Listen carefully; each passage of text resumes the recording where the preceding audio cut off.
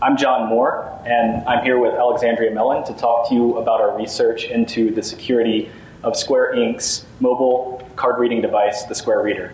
We'll also talk a little bit about mobile point of sale more generally, and why that's an interesting and timely research topic. First, a little bit about us. We are computer engineers with a focus in software engineering. I personally got into InfoSec in the younger years of my life, and that turned into research with a number of professors at Boston University in malware packing, embedded device firmware, and collaborative encryption. Alexandrea runs her own iOS development company and also conducted research at BU. She researched the security of TLS, password managers, and ransomware. Artem is our third member, and he can't be here. He's out of the country. All right, here's where we're headed.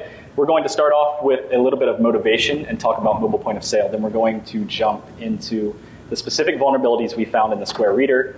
We'll talk also about how to prevent against these vulnerabilities and some challenges that Square faced in implementing fixes. So let's talk mobile point of sale. Mobile point of sale differs from traditional point of sale in a number of ways. We like to highlight three important differences, and we call these the 3 C's. Mobile point of sale is compact, cheap, and compatible compared to traditional point of sale. And because of this, it appeals especially to smaller merchants and merchants who are on the move, such as food trucks, coffee shops, salons, taxis, farmers at the farmer's market, etc. And a number of providers have recognized this is an interesting space with a lot of room for growth, and that includes Square, PayPal, Amazon, Groupon, Intuit, and some smaller providers as well. So why do I care about mobile point of sale, and why do I think that others should care?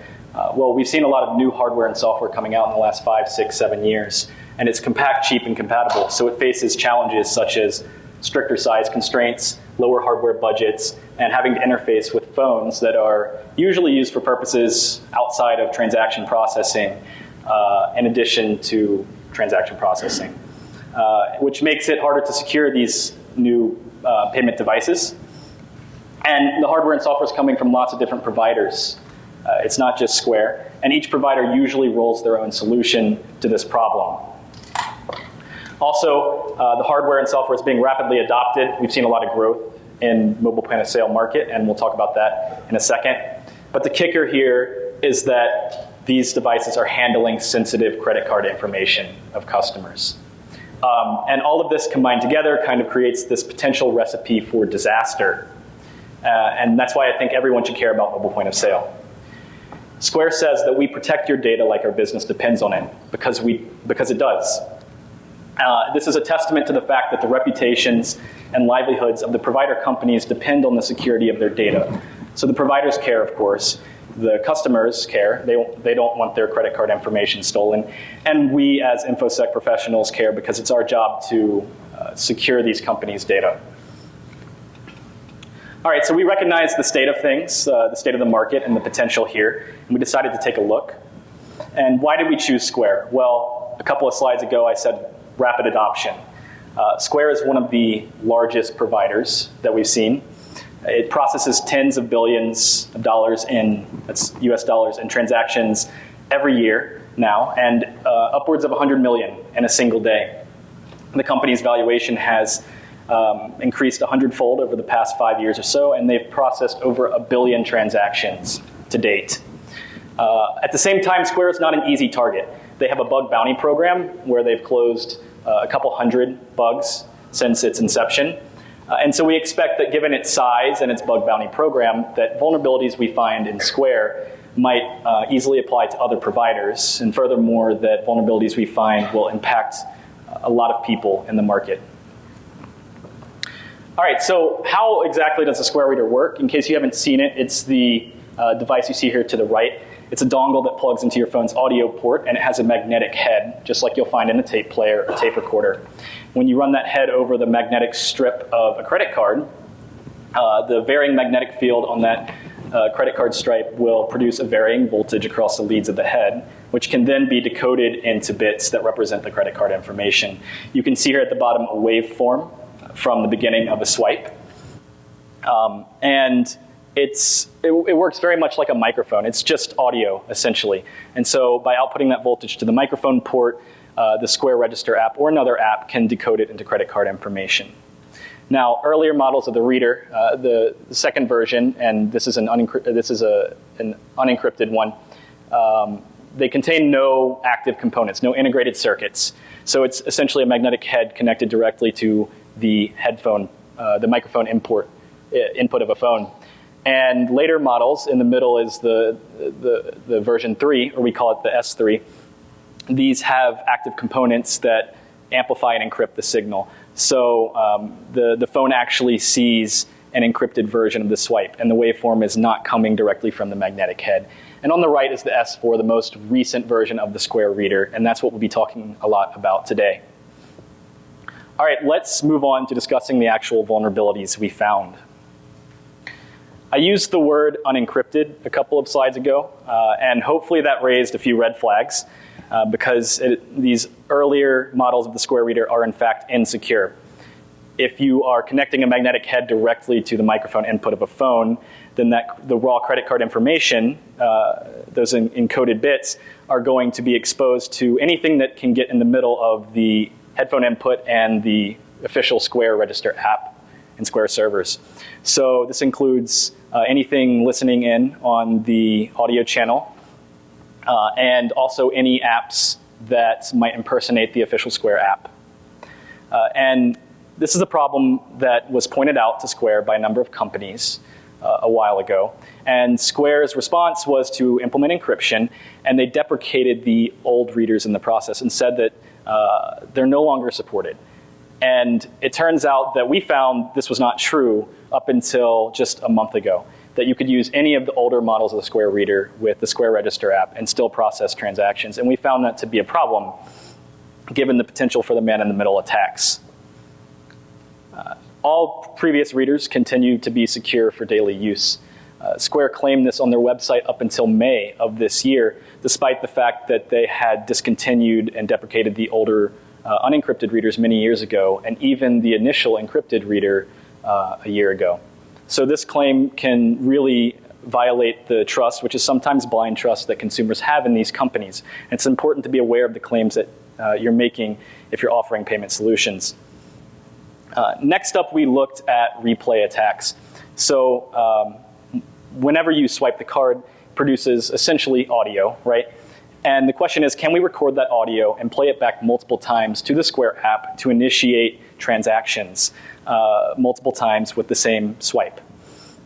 And it turns out that we can't, because Square prevents against that, and that's great. When you look at an encrypted swipe, you're not just sending to Square servers the credit card information in encrypted form, but you're also sending a transaction counter. And that's produced by an integrated circuit in the actual Square reader device. And the transaction counter increases with every single swipe for that reader, and it acts as sort of an identification number. And if Square servers see the same identification number twice, they'll deny the transaction. However, they're not taking things as far as they can, and there's still a little bit of insecurity here, because you can play back swipes to Square servers out of order. What I mean by that is I can record 50 swipes, and let's label them 1 through 50. And I can send all of those except swipe number 30 to Square servers. And then many weeks later, after I've processed an arbitrary number of transactions with Square and made even more swipes, I can play back swipe number 30 and initiate and complete a transaction for the credit card that made that swipe. And this is an issue because Square does have the information to stop this, but they're not. They know that they have an out-of-order transaction, but they're not preventing against that. And that allows a merchant to stockpile encrypted swipes and later use them to initiate delayed transactions, where they can charge a customer an arbitrary amount of money, even on a different Square Register account than the one that made the swipe, and use social engineering as necessary to carry out this attack. Now, we made an application that makes this attack a little more easy. It assists with it. It's a proof of concept. It's an iOS app with a web app, and it will record the extra swipes. It transmits them to a server, and it allows a merchant to play them back at a later time. So let me demo that right now. So I'm a merchant, and you come to me, you want to buy something, take your card, and I'll swipe it. And I'm talking to you, and then I'm going to open up the Square app and actually charge you for what you intended to buy. You think that the first swipe was just didn't register properly. And then a couple of weeks later, when you're not looking, I'm going to go back to my interface, and I'm going to use this special cable I've made to play back from the computer I have into the Square app, and I'll charge you for $1. Or, more than that. And there you go.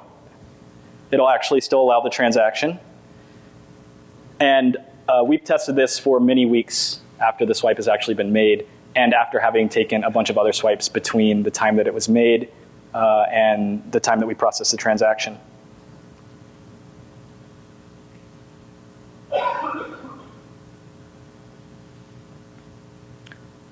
All right, so next up, we're going to jump into some hardware vulnerabilities we found, and I'm going to hand things over to Alexandrea to take it from here. So Square isn't solely a software company, so we're going to take a look at the hardware vulnerabilities that we encountered, which their hardware is actually pretty cool, so it was fun. We started by dissecting a Square reader. And as you can see in the picture, this is what it looks like when you open one up.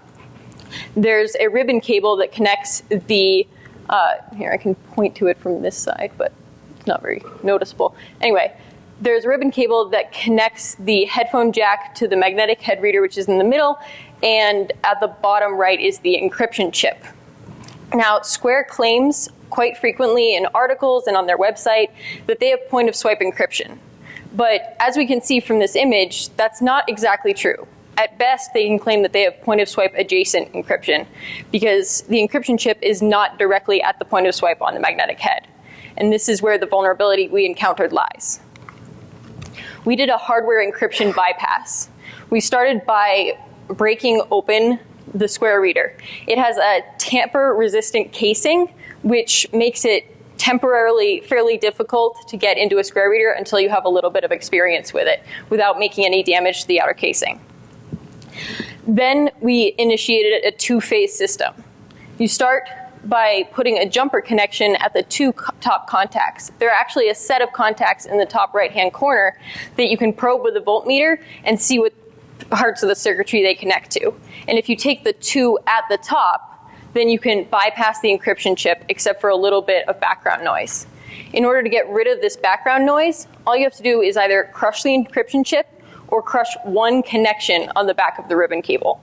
And crushing the connection is actually a much easier and more reliable way than crushing the chip. Here's a video of me actually implementing the hardware encryption bypass. It takes under 10 minutes to do, not sped up. As you can see, even though they have the tamper-evident casing, it becomes pretty easy to do it when you've had a little bit of practice, and you can crack them open like you're cracking clams. And the tools that it takes to do this are things that you can pick up at any Radio Shack. It takes a soldering iron, some solder, a little bit of wire, a screwdriver, and a pair of pliers, and that's it. And in reality, that's things that most of us have in our homes already. When crushing the encryption chip, you just want to make sure that you maintain the connection so that you still have a complete circuit. And then all it takes is a little bit of super glue. You hold it together, and you're done.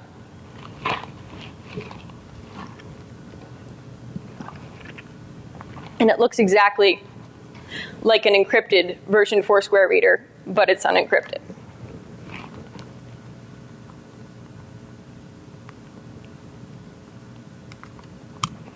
This is a figure showing the waveform from the Square reader in different stages during the hardware encryption bypass. In green, you can actually see it with the encrypted signal. This is the Square reader, the S4 untouched. We haven't done anything to it. Then in blue, you can actually see what it looks like when you have done that jumper connection. You have that waveform, but it's being blocked by that background noise. The last one in pink is what it looks like when you've completed the entire hardware encryption bypass. You can see there's no noise and there's just this beautiful waveform. Now this is an attack vector in two ways. The first of which is a malicious merchant can easily use this to steal credit card information anonymously. Say I'm a malicious merchant, I go to the market selling raspberries, and I have a customer come up to me. All I have to do is take the now unencrypted reader, which to them looks like a completely encrypted reader and they have a lot of trust in. I swipe their card and they leave. And they get their raspberries and they have no idea that I've just stolen their credit card information. There's no record of it because I could even never, actually there are two ways of handling it, right? Because what Square has done is they've deprecated these readers now, in part due to our research. So the unencrypted ones. So there are two potential things for me to do after I've swiped their card and gotten their credit card information. First is I can pretend like I ran the transaction and they just get home and realize that I didn't actually charge them. They don't know how to find me. They probably don't really remember my business name and I'm in the wind and I have their credit card information. The second route is to just pretend like the reader has been having issues lately and switch it out for an encrypted reader and then actually charge them. Either way, it hasn't raised that much suspicion and they have really nothing that ties you back to stealing their credit card information. Also, this is a quick, easy, and cheap way to make a credit card scammer. Especially for someone who's a layman and doesn't have much experience with this sort of thing, it can be very hard to make a credit card scammer that's small and easy to use for them. This is something that you can buy at Best Buy for $10 and then get a refund from Square for. So the cost of it is virtually nothing. We made an extension to the Swordfish app to facilitate this attack. It records a swipe, it transmits the audio to an external server, it decodes the audio, and then it stores it, and then it also sends it back to the iOS app. And we're going to show a demo of it.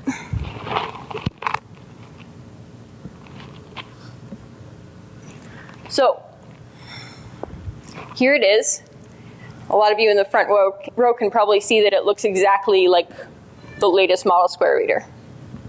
Although we also have one up here where we implemented the hardware encryption bypass, but didn't put the cover back on if anyone's interested in seeing it up close after the talk. Here I have a card. I'm just going to switch to hardware encryption bypass and swipe it through. And there it is up on the web app. Keep in mind the number the credit card is old, so don't get any ideas. And we blanked out the number just for added security purposes.